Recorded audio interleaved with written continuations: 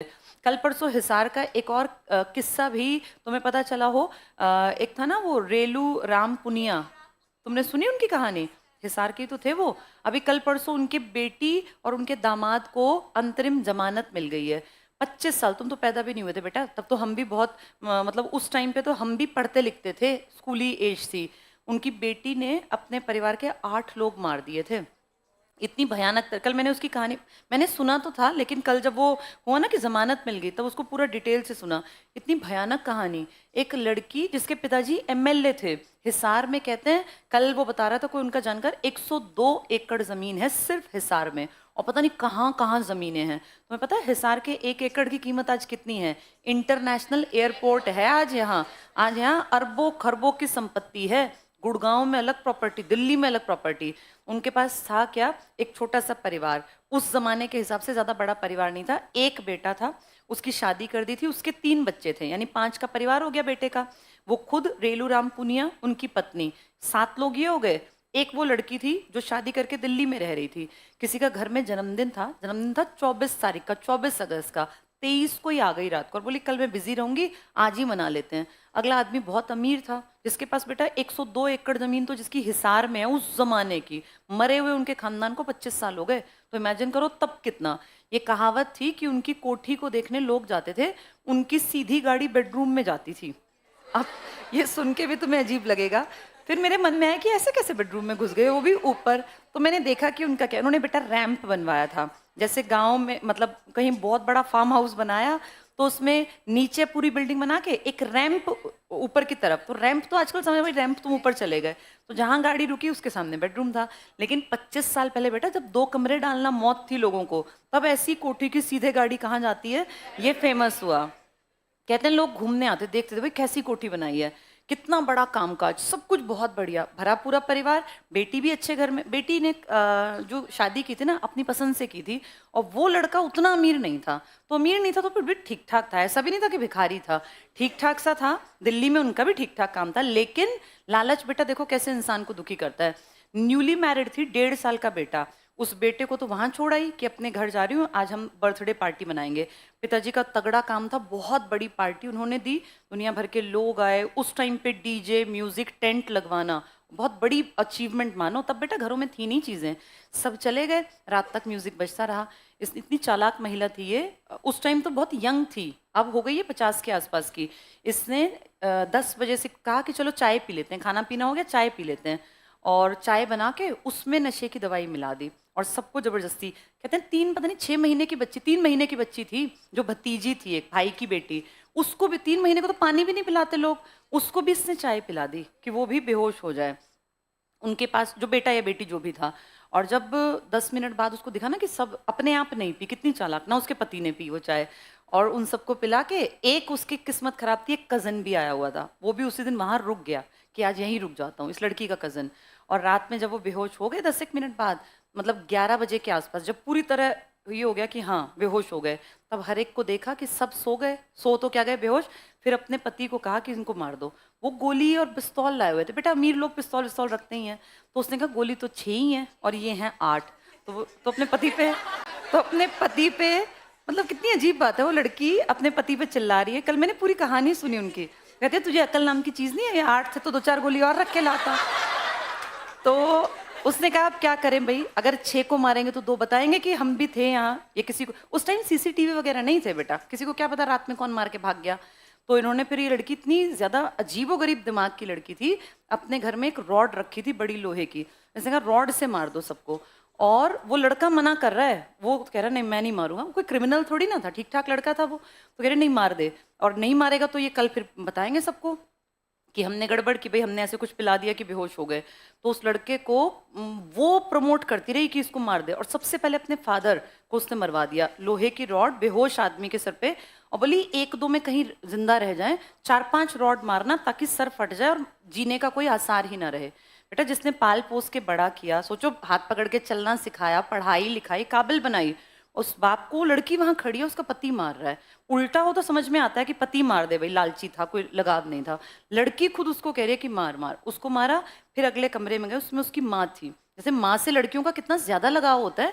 ये कहावत है कि माँ ना हो तो मायका भी नहीं होता, कि माँ है तो आपका घर आपका है। उस माँ को उसने मरवा दिया और बोली अपने पति को कि मेरा भाई जो है ना हट्टा कट्टा तगड़ा है, ये जल्दी नहीं मरेगा, तो इसको सबसे लेट मारेंगे और ज्यादा मारेंगे ताकि ये 100% मर जाए।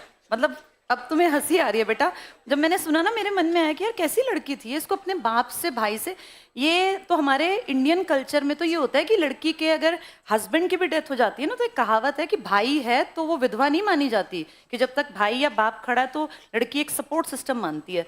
और वो अपने पति के हाथों अपने पिता को, अपनी माँ को, फिर अपनी भाभी और तीनों बच्चों को मरवा दिया। और वो जो छोटा बच्चा था ना, उसको तो कहते हैं कि पकड़ के उसके पैर और दीवार पे मारा कई बार। कि 3 महीने का बच्चा, मतलब किसी के मन में भी, वैसे रास्ते में भिखारी हो ना बेटा, उस पर भी दया आती है कि बेचारा कैसे ठिठुर रहा है, कितनी ठंड है या गर्मी है। उनको मार के फिर लास्ट में अपने भाई के पास गए और भाई को इतना ज्यादा बुरी तरह से मारा कि कोई उसका चांस ना बचे, क्योंकि वो थोड़ा हेल्दी था, हट्टा कट्टा था। सबको मार के, और कैसी वाहियात लड़की थी वो, अपने पति को बोली कि अब हम कहीं फंस जाएं तो तू एक काम कर, मुझे भी ऐसी रॉड मार दे कि मैं बेहोश हो जाऊं, और फिर जो है तू भाग जाए यहाँ से। और उसने ऐसी रॉड मारी कि वो बेहोश हो गई। पता नहीं एक्टिंग कर रही थी या बेहोश हो गई। फिर सुबह जो उनके नौकर चाकर आए, सुबह के टाइम नौकर चाकर आते थे, तो उन्होंने देखा कि सब मरे पड़े हैं, खून ही खून, फर्स्ट फ्लोर सेकंड फ्लोर। फिर एकदम से हा हुल्ला हुआ, पुलिस आई। तो स्टार्टिंग में सबने कहा 9 लोग मार दिए किसी ने, पूरा परिवार खत्म कर दिया। तो किसी विरोधी ने मारा होगा, दिमाग में ये आता है। पॉलिटिक्स में बेटा हमेशा विरोधी मारते हैं, ऐसा 99.9% ये चांस है। और वो लड़की भी वहीं पड़ी थी, तो सबको लगा कि 9 लोग मर गए। यही खबर फैली कि 9 का मर्डर कर गया कोई, 9 का। तो जब वो देखा ना उठा उठा के, तो देखा उस लड़की की सांस चल रही है। तो फिर उस लड़की को उठा के ले गए। उस दिन तो बयान नहीं हुए। अगले दिन बोली पता नहीं किसने मुझ पे वार किया, मुझे कुछ नहीं पता, हमने तो चाय पी थी, उसके बाद मुझे नहीं पता क्या हुआ। ऐसे प्रिटेंड किया कि जैसे मैं जानती नहीं हूँ। वो तो बाद में बेटा पुलिस उनके घर पहुंची, हर चीज की तफ्तीश की, खोजबीन की। तब कैमरे नहीं थे, कोई साधन नहीं था पता करने का। तो ना उस लड़की की एक डायरी मिल गई। उस डायरी में एक लेटर मिला। तो डायरी तो थी नॉर्मल, रोज की कुछ लिखती होगी अपनी। तो उससे पूछा फिर अस्पताल में, लगे ये डायरी आपकी है? बोली हाँ। फिर उन्होंने वो लेटर दिखाया, वो मैच किया, बोला तो लेटर भी आपका है। उसमें लिखा हुआ था मैं अपने माँ बाप से इतनी नफरत करती हूँ कि मैं इनको मारूंगी। ये लिख के वो कभी, और उसने रखा होगा, वो लेटर पकड़ा गया बेटा। उसके बेसिस पर फिर उसके पति को उठाया, उसके पति को पीटा। वो थोड़ा डरपोक था, उसने कबूल कर लिया कि हाँ मैंने मारा है। ये लड़की लास्ट तक भी अड़ी रही कि मैंने नहीं मारा। फिर पहले मान गई, जब इसकी पेशी हुई फिर वहां जाके बोली कि नहीं, मुकर गई। वहां पुलिस के सामने बोल के बाद में मुकरते हैं ना, बोली नहीं मुझे फंसा रहे हैं। वो तो फाइनली फिर इसके पति ने और इन सब ने जब कहा कि नहीं मारा है, तब इसने माना।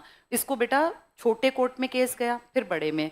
इसको फांसी की सजा तय हुई। पिछले कई साल से फांसी नहीं हुई, अब उनको जमानत मिल गई। सोचो इस देश के कानून में कहीं ना कहीं लूप होल है ये, कि सबको पता है, अपने माँ बाप मार दिए, भाई भतीजा सब मार डाले, भाभी, उनके बच्चे, और अब वो कल उनको जमानत मिल गई, पति पत्नी बाहर हैं। तो अब बहुत सारे लोग ये कह रहे थे कि पता नहीं किस किस को और मार दें, ये इनका कोई भरोसा नहीं है। जैसे ये गलत है अगर इस तरह से। कुछ लोग कह रहे थे कि उन्होंने मर्सी पिटीशन डाली थी, ये थी ना प्रतिभा पाटिल, उसके टाइम पर उस टाइम पे तो शायद मिली नहीं थी। अब ये ऐसा केस है, इसके ऊपर एक डिस्प्यूट बनेगा कि अगर कोई ऐसा करके वो छूट रहा है, तो ये तो अगलों को शय मिल गई कि कोई किसी को मार दो, 20-25 साल बाद छूट जाओगे। अगर ध्यान से देखे तो उस लड़की ने सब कुछ बर्बाद कर दिया, पूरा घर परिवार। अब वो बाहर भी आ गई। अच्छा, जज के सामने पता है क्या बोली? बोली मुझे ज्यादा सजा मत देना, मेरा 1.5 साल का बेटा है। तो जज ने कहा तुम्हें शर्म नहीं आती? तुमने 3 महीने का बच्चा मारा, उनकी छोटी छोटी बेटियां मारी, तुमने उनका बेटा मारा, उनके माँ बाप, अपने माँ बाप मार दिए, अपने बेटे से इतना लगाओ। तो हो सकता है उस लड़की का दिमाग थोड़ा सा गड़बड़ में हो। ये हिसार की कहानी है बेटा। रेलू राम पुनिया उनका नाम था, और ये बहुत बड़ा केस बना था। कल ये फिर न्यूज में था क्योंकि उनको जमानत मिल गई। बहुत लोग कह रहे हैं कि ये गलत है। जैसे सिस्टम ऐसा नहीं होना चाहिए कि बाकी लोगों को भी लगे कि क्राइम करके क्या ही बिगड़ता है। ये भी तो छूट गए, और ये तो तब छूट गए जब 8 मर्डर किए और प्लानिंग के तहत किए हैं, और ठीक ठाक थी। सिर्फ किस बात पे? क्योंकि प्रॉपर्टी में अपने पति के लिए कह रही थी पिताजी को कि 50 लाख रुपए दे दो, मेरा हस्बैंड जो है फैक्ट्री डाल लेगा। क्योंकि दिखता था कि बाप तो तगड़ा है, पैसे वाला है, भाई भी रिच है। 50 लाख। तो इसके भाई ने कहा कि हम जमीन नहीं बेचेंगे, वैसे थोड़ी बहुत मदद बनती है वो कर देंगे, उतना ही हक बनता है भाई, 2, 4, 5, 10 लाख का। तो बोले नहीं, अपना जो है जमीन बेच के मुझे पैसा दो। तो फिर वो भाई ने मना कर दिया। कोई भी मना ही करेगा, अगर हम हो हम भी मना करेंगे, ये क्या तुक है।